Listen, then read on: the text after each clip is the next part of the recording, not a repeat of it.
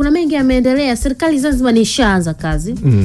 Mpaka pale ilipofikia baada ya uapisha na mambo mengine kama hayo, hotuba tayari amezungumza rais wa Zanzibar na mwenyekiti wa Baraza la Mapinduzi Daktari Hussein Mwinyi, maarufu kama Mwinyi Mabati. Mwinyi magorofa. Mwinyi magorofa akishajenga Mwinyi Mabati, kwamba kila sehemu kuna ujenzi. Almaarufu kama Mwinyi Mabati tayari ameshaanza kazi mheshimiwa rais huyo wa Zanzibar. Miongoni mwa vitu vimevutia wengi ni namna ambavyo serikali yake namna imefanya kazi, imemaliza, amefanya uchaguzi na anaendelea vizuri.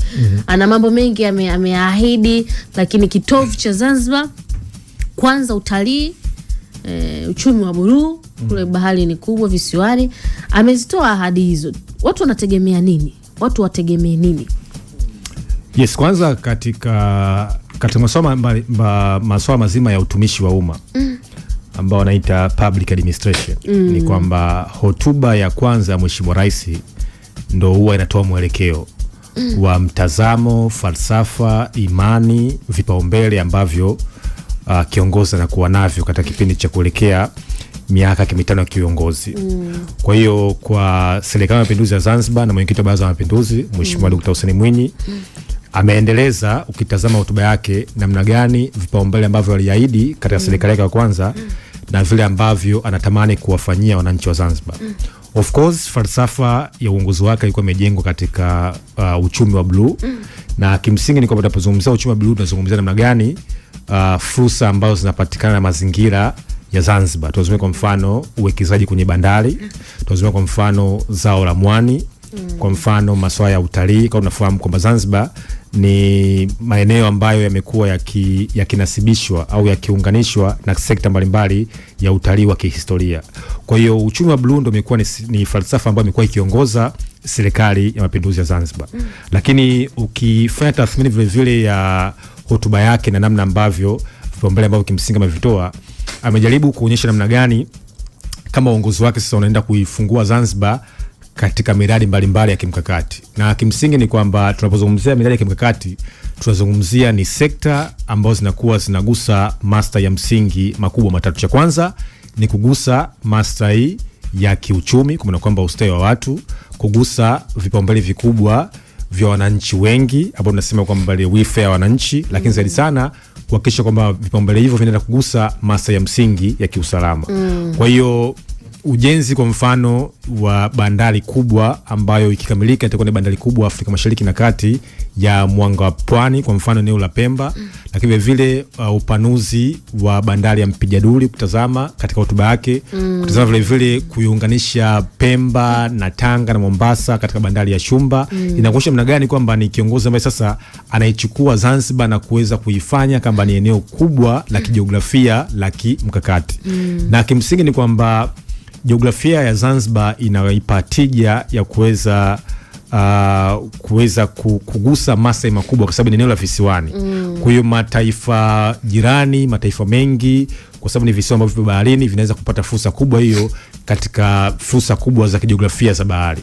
Kwa hiyo ujenzi mikubwa miundombinu ya bandari inakuwa inaichukua Zanzibar sasa kuipeleka na kuweza kuipaisha kwenye miradi mikubwa ya kimkakati. Kwa hiyo hotuba yake ukitazama, ameahidi kwamba ataendelea kuhakikisha kwamba Zanzibar inakuwa ni eneo salama na tulivu. Na kimsingi ni kwamba kutokana na katiba ya Zanzibar mwaka 2010 tunafahamu kwamba baada ya uchaguzi matokeo kutangazwa, aliyekuwa mshindi wa urais na aliyekuwa wa pili atakuwa na makamu wa kwanza wa rais, na mheshimiwa rais atachagua makamu wa pili wa rais. Kwa hiyo hiyo vile vile inapelekea zana nzima ya kutengeneza serikali ya umoja wa kitaifa. Na lengo kubwa la serikali ya umoja wa kitaifa kuhakikisha kwamba baada siasa kuisha, tuende kushirikamana kujenga taifa la amani, utulivu, kwa sababu tunafahamu kwamba hakuna maendeleo bila kuwepo na amani, wala hakuna maendeleo bila kuwepo na utulivu wa kisiasa. Kwa hiyo mheshimiwa Mwinyi kutazama falsafa yake, anaendeleza falsafa ya uchumi wa blue na ukisha kwamba Zanzibar anaweza kujenga miradi ya kimkakati. Kwenye hotuba yake jana wakati anahutubia wanazindua Baraza la 11 la Wawakilishi Zanzibar, kwenye vipaumbele vyake vya awamu ya pili ya serikali yake ya awamu ya 8 amezungumza kuhusu kuongeza uzalishaji. Unajua Zanzibar inaendelea kujimarisha kwenye kukua kiuchumi. Miaka ya nyuma kidogo ilikuwa ni nategemea bahari na utalii kwamba uje, yani uje ndo, lakini sasa anaahidi kwanza kuchochea ajira. Zinachochewaje? Kwenye sekta ya uzalishaji. Hawalimi sana, lakini kuna mwani. Kwamba si tu mwani utatoka, tutaona mwani, viwanda vya uchakataji na hivyo. Na kwa bahati kwenye kampeni zake kama hivi nimemsikia ikiwa jukwaani, nimefuatilia akieleza namna ambavyo anaiona sasa Zanzibar ambayo inaanza kuimarika kiuchumi kwenye sekta za uwezeshaji. Uwezeshaji kwenye nini? Kwanza watu kuwa na ajira, viwanda, uwekezaji na sekta binafsi. Lakini akiahidi kwamba ajira mpya 350,000 anataka kuziongeza, lakini uchumi ambao sasa umefika 7% tangu tulipodondoka kwenye kipindi cha COVID, na yeye akakua zaidi kuliko hata upande wa huku. Anaahidi kwamba kwa mwaka sasa anataraji atafika 10%.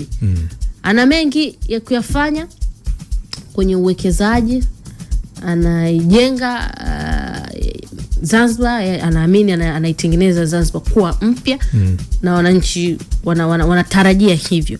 Kwenye ukuaji wa uchumi kwanza kutoka 7 mpaka 10, sarakasi hizo zinawezekana Yes, kwanza tunapozungumzia uwekezaji, maana kubwa ya uwekezaji ni kuhakikisha kwamba kama taifa linapata fedha za kigeni.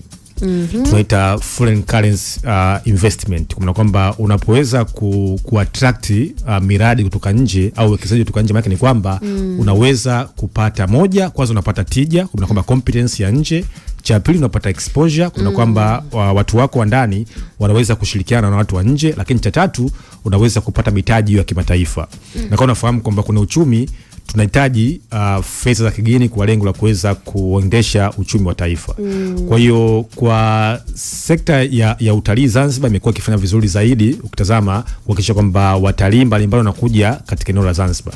Lakini sasa katika uwekezaji sasa, ambapo limekuwa ni sehemu ambapo la viwanda, na kama unafahamu kwamba kule amejenga viwanda mbalimbali vya samaki. Ukienda kwa mfano eneo ya Pemba, amejenga viwanda kwa mfano vya mwani, amejenga viwanda vya kuchakata, amejenga masoko kitazama. Kwa hiyo hii tafsiri ni kwamba ameweza kuongeza mnyororo wa thamani katika uchumi, kwa sababu unapojenga viwanda kwa mfano vya samaki, maana ni kwamba unaenda kuongeza thamani ya mazao yale ya baharini, yasiweze kuuzwa kama malighafi ambayo ni hazijaongezewa thamani. Na unapojenga viwanda, maana ni kwamba unaenda kuongeza mnyororo wa ajira. Kuna kwamba ule uvuvi ambao utafanyika baharini utapelekwa viwandani, watu watapata ajira, utaongeza thamani. Bei ambayo itakiwa iuzwe katika bei ya chini itauzwa katika bei ya juu zaidi. Maana ni kwamba sasa utakuwa umepata faida mbili. Faida ya kwanza, utakuwa umejenga ajira za ndani katika nchi yako, lakini faida pili, utaweza kuongeza thamani na hautauza bidhaa kama malighafi. Utauza bidhaa kama bidhaa ambazo zinaweza kutumiwa katika soko moja kwa moja la kimataifa. Kwa hiyo ukitazama ni kwamba dhana nzima kuweza kuongeza ajira na kuweza kuongeza viwanda vya uchakataji ni dhana hiyo hapo. Lakini swala la pili ukitazama, ameweza kuweka nguvu kubwa sana katika elimu. Ukitazama namna ambavyo ameweza kujenga shule mbalimbali ambazo zimekuwa zikiwasaidia watu wengi wa Zanzibar. Lakini vile lakini vile ukitazama ameweza kujenga miundombinu ambayo inakuwa inatoa elimu katika dhana nzima ya teknolojia. Na kwa unafahamu kwamba sasa hivi tunatamani sio tu watu waweze kupata elimu iweze kwenda sambamba na masuala mbalimbali ya kiteknolojia. Ndio mambo nilikuwa nasema kwenye Supertech. Sio swala la elimu. Elimu unachokisomea robot anafanya kuliko wewe. Wale nilisha kusema, kuna mtu akanikosoa sana. Lakini dhamira yangu ilikuwa ni kueleza kati elimu yako inakusaidia, sio kubeza, nasisitiza nielewe vizuri.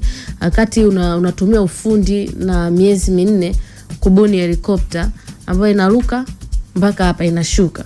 Wakati watu washatengeneza rocket, yani maana yake sijui unaelewa. Lakini kujua tu kwamba soko la ajira sasa linataka nini, hatari za mbele kwenye hichi ninachokifanya kinawezaje kudhibitiwa.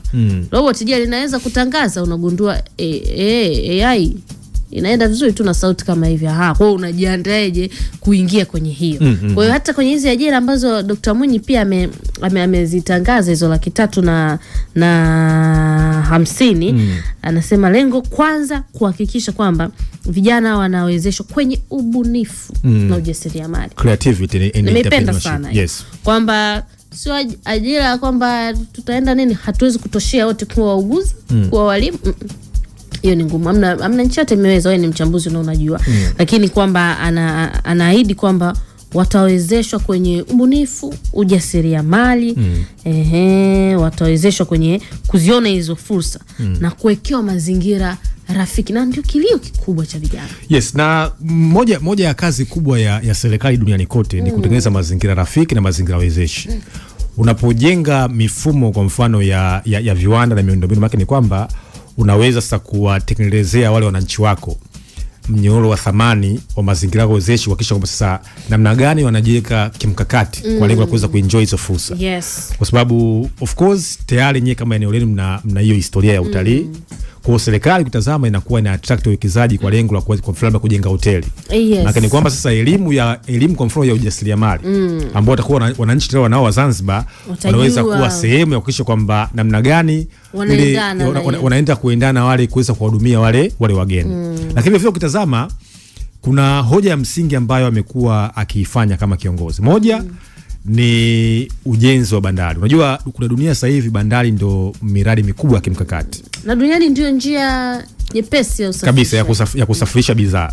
Kwa sasa anapojenga bandari kubwa kwa mfano ya Mwangapani, bandari kwa mfano ya Shumba, utazama bandari kwa mfano ya Mpija Doli, pale kwa mfano Unguja anaenda kuongeza na kupanua bandari ya Unguja na kuweza kuifanya kutoa nanga zaidi ya meli 6 kwa wakati mmoja. Maana ni kwamba sasa unaweza kuenda kuongeza interaction kubwa ya kiuchumi, kwa sababu amwezi kuwa kama kisiwa, mahitaji wengine waweze kuja ili muweze kushirikiana na kuweza kuhudumiana. Kwa maana ni kwamba sasa unaiona hiyo future na namna gani sasa kinageuka kuwa kisiwa cha utalii, kinakuwa kisiwa cha biashara. Na dunia leo kimsingi tunazungumzia namna gani unaweza kuondesha market economy. Yeah.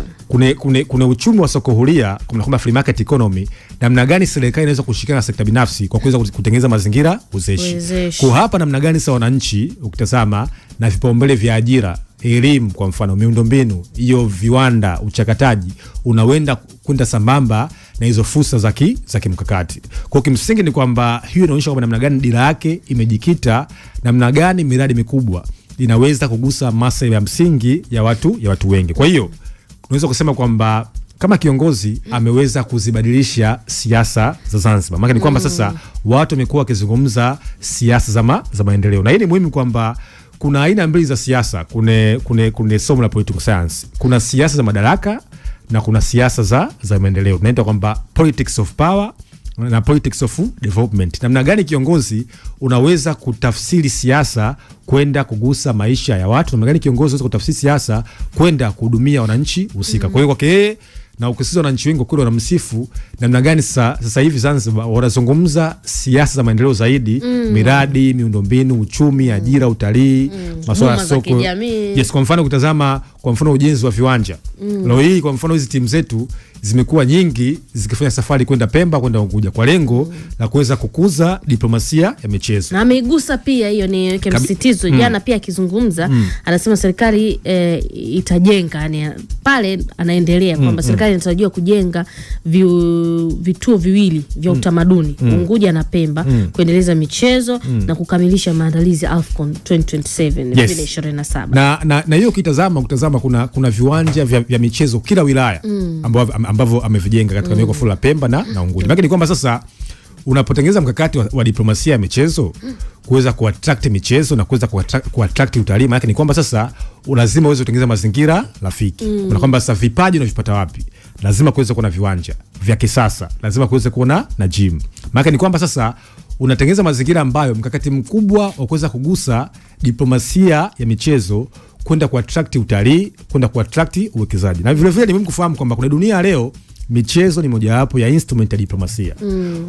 Unapoweza kwa mfano kuandaa kwa mfano AFCON, maana ni kwamba unaweza kuuza taswira yako duniani, unaweza kuattract wawekezaji, taswira yako ya nchi kwamba brand national identity inakuwa kubwa zaidi, lakini zaidi sana unaweza kuvutia masoko ya kimataifa. Kwa kweli hotuba yake imejikita kwenye masuala ya msingi yote manne: uchumi, biashara, siasa, diplomasia, lakini msingi wake mkubwa ni amani na utulivu wa kisiasa.